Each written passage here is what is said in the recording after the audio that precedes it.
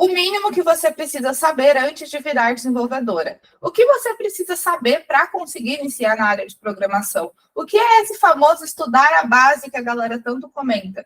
Se você é nova aqui no canal, eu sou a Camila Code, atualmente sou desenvolvedora especialista em back-end, mentora e professora de mais de 3.000 alunos, estudo programação há 10 anos. Aqui no canal tem muitos vídeos sobre carreira, tutoriais, live coaching, live estudando, então já se inscreve para não perder os vários conteúdos que eu disponibilizo aqui semanalmente. Bom, a primeira coisa, sem dúvidas, é lógica de programação. Então, entender ali como você pode se comunicar com o computador, porque afinal a linguagem de programação nada mais é do que o idioma para você se comunicar com o computador. Então, esse é o primeiro passo. Para aprender lógica de programação, existem várias formas e meios. Uma delas, e que foi a que eu comecei na época, foi o famoso Portugal. Portugal, ele não necessariamente é uma linguagem de programação. Ele é um pseudocódigo, ou seja, um código similar a uma linguagem de programação que vai ali passar instruções para o computador para ele executar algumas ações, como escreva determinada coisa, repita essa informação até determinada condição e assim por diante. Até existe um site chamado Portugal Web Studio, que eu vou deixar o link aqui na descrição, no qual você consegue, sem ter a necessidade de instalar nada e sem ter a necessidade de conhecer uma linguagem de programação, que é diferente de pseudocódigo, passar comandos e executar códigos em Portugal. Eu recomendo começar com Portugal, porque você não precisa instalar nada, e é uma coisa que muitas vezes no início a gente tem dificuldade, que é o setup ali do ambiente, né? Como o Dev Java mesmo, às vezes a gente apanha muito ali da configuração, do setup dos ambientes. Então, com Portugal, você não precisa ter essa necessidade de instalar nada na sua máquina, você consegue usar um site online ali, o Web Studio, que é gratuito também, para executar os seus códigos e ir praticando lógica de programação, tá bom? Então, eu indico começar com Portugal por ter essa facilidade de não ter que instalar nada e nem ter nenhum mínimo conhecimento em outra linguagem de programação. Mas aí, né, você escolheu Portugal, né, porque eu acho, sim, que é o caminho mais fácil para aprender lógica de programação. Aí você tem que aprender alguns tópicos sobre lógica de programação. O primeiro tópico são variáveis, que são onde a gente armazena as informações ali que o nosso programa vai trafegar de um lado para outro dentro da nossa aplicação. Você também precisa aprender sobre tipos de dados. A gente tem algumas linguagens que não são tipadas, então você não precisa classificar, por exemplo, se o dado é um número inteiro, se é um número flutuante, né, um double ali, que é quando tem casa decimal. Se aquele dado ele é um string, né, que é uma frase, se ele é um char, quando é um caractere único, assim por diante, você pode simplesmente declarar variável, mas algumas linguagens exigem que você defina qual é o tipo do dado. Então, também é importante você entender esse conceito. Outra coisa que você precisa aprender em lógica de programação são operadores, né? Então, a gente tem, por exemplo, operador de incremento, de decremento, que, por exemplo, você sinaliza que quando tiver aquele operador, determinada variável vai ser incrementada, vai ser aumentada, ou vai ser diminuída. A gente também tem operadores de comparação, então a gente pode comparar se dois valores são iguais, se um deles é igual ou não, dentre vários outros operadores. Então, você pode procurar por operadores, lógica de programação, que vai aparecer vários operadores para você estudar, tá bom? Outro ponto muito importante ao estudar lógica de programação é aprender sobre desvios condicionais, que são as condições que o seu código vai ter que passar. Então, por exemplo, você vai aprender sobre if-else, que você quer dizer, se o código passar em determinada condição, ele vai executar um caminho A. Se ele passar em outra condição, ele vai executar o caminho B.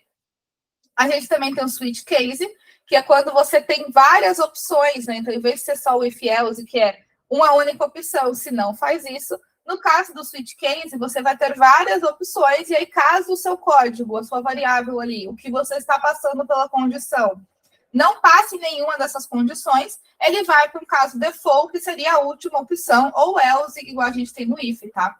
Então, aprenda sobre desvios condicionais. Outra coisa muito importante para aprender quando se fala de lógica de programação e da famosa base são os laços de repetição. Então, é quando a gente tem algum tipo de informação, algum tipo de variável, e a gente quer executar alguma ação várias vezes baseada em alguma condição. Então, a gente pode, por exemplo, executar algum método, alguma chamada ali, alguma coisa, baseado na condição de que determinada variável é até 100. E aí, a cada vez que for executado, você vai incrementando essa variável. Quando chegar em 100, ele encerra esse fluxo. Então, aprenda sobre laços de repetição, como for, while e do while, por exemplo. E o último tópico aí, para fechar a lógica de programação, que eu acho muito importante aprender, são sobre arrays. Porque a gente tem, por exemplo, as variáveis que armazenam um dado por vez, mas a gente também tem o arrays, que são uma lista de dados do mesmo tipo, geralmente, tá? Então, você pode ter uma lista de strings, uma lista de números inteiros e assim por diante. Bom, depois que você aprendeu tudo isso em Portugal, chega uma outra etapa muito importante, que é fazer a escolha de uma linguagem. Porque aí você já conseguiu entender mais ou menos como passar instruções para o computador via Portugal, que é pseudocódigo. Agora, você tem que escolher uma linguagem propriamente dita, que você vai ter que instalar na sua máquina ou usar uma ideia online, para você conseguir realmente escrever o código diretamente, tá? Tem várias linguagens para você iniciar. Eu, pessoalmente, indico muito começar com Java, porque o Java é uma linguagem que já tem uma série de padrões e regras, que se você aprender isso desde o início, vai facilitar muito para você migrar para outras linguagens futuramente. Então, eu mesmo já trabalhei com diversas linguagens de framework, e por eu ter a base muito forte ali em Java, eu tinha essa facilidade, porque eu já conhecia o paradigma bem restrito que é orientado a objetos, dentre outras coisas que o Java nos obriga a aprender e nos ajuda a migrar de stack. Mas tem outras opções também que eu, Camila, considero muito boas para iniciante, que são Python, Ruby e JavaScript. Tem várias outras linguagens, mas na minha opinião pessoal, essas são as melhores para iniciantes: Java, Python, Ruby ou JavaScript.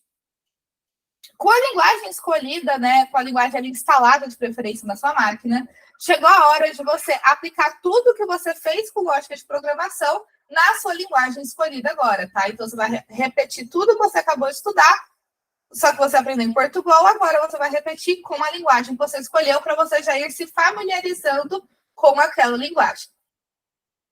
Outro ponto muito importante é aprender sobre estrutura de dados, né? Então, como que a gente trabalha ali com estruturas de dados, que são grandes coleções de dados, como pilha, lista, fila, tudo mais, na nossa linguagem escolhida, tá? Não precisa ir tão a fundo nesse tema, mas procure por estrutura de dados na sua linguagem escolhida, para você conhecer o básico sobre ele, tá? Após estudar todos esses tópicos, você pode chegar em outra decisão muito importante, que é qual área que você vai atuar.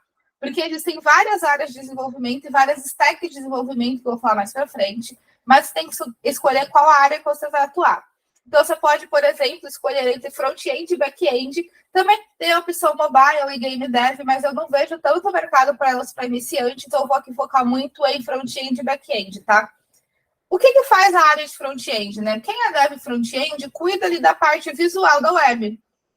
A interface que se comunica com você. Então, por exemplo, para ver esse vídeo no YouTube, você está interagindo com o front-end, que tem várias opções. E, por exemplo, se você clicar no botão de like agora no vídeo, você vai estar interagindo com o front-end desse site para dizer para o YouTube: gostei desse vídeo da Camila.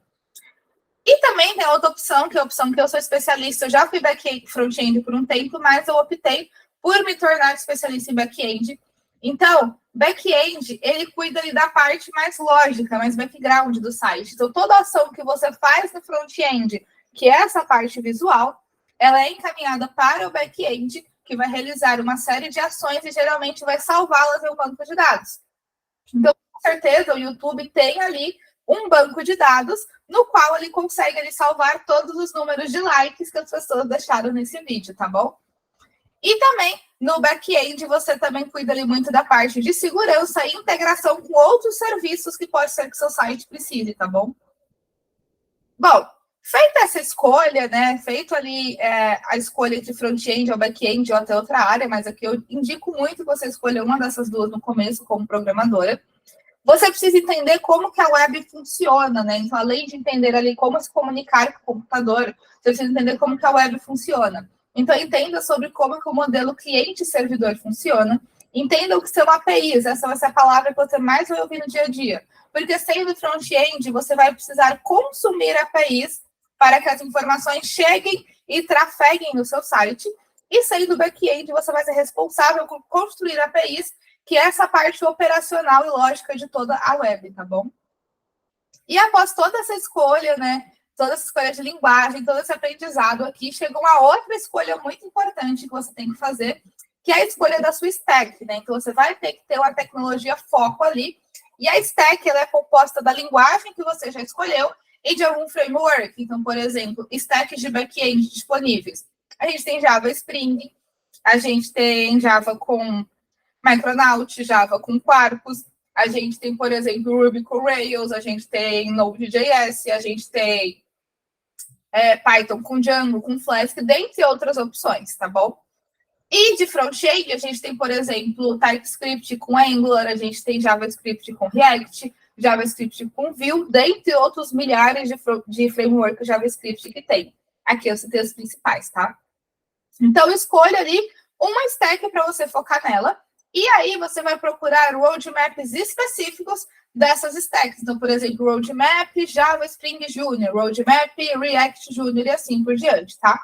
Aqui no canal mesmo tem o roadmap completo para você se tornar Dev Backend Java Junior, que eu vou deixar linkado aqui em cima. Assiste lá que tá o vídeo completinho. E eu também fiz uma live na qual eu falo como que você consegue vagas de júnior, né? Porque eu sei que você quer entrar na área de programação porque você gosta da área, mas também porque, né, a gente precisa de emprego, né, pagar nossos boletos. Então, eu também fiz uma live indicando vários sites para você conseguir vagas de Dev Júnior, que sempre tem vagas de Dev Júnior, e eu também vou deixar o link aqui em cima, tá? Não deixe de curtir esse vídeo, de clicar aqui no front-end para se comunicar com o back-end e de se inscrever no canal para acompanhar os próximos conteúdos. Obrigada por acompanhar o vídeo até aqui e até o próximo vídeo.